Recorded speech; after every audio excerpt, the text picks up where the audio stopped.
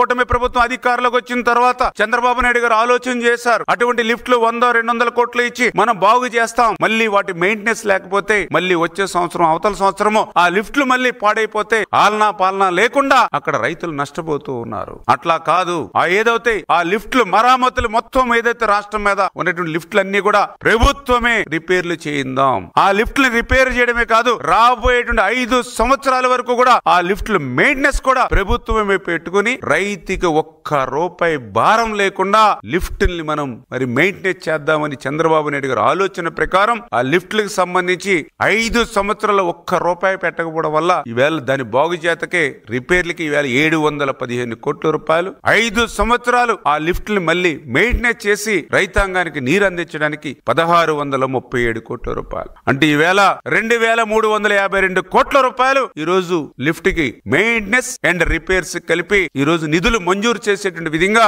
ఈవేళ మేము అంచనాలు తయారు చేసి తొందరలోనే అవి కూడా శాంక్షన్ చేసుకుని ఆ లిఫ్ట్ ఇరిగేషన్ కూడా మళ్ళీ పునరుద్ధరించేటువంటి ప్రక్రియకు ఈ రోజు ఈ కూటమి ప్రభుత్వం పనిచేస్తున్నటువంటి పరిస్థితి.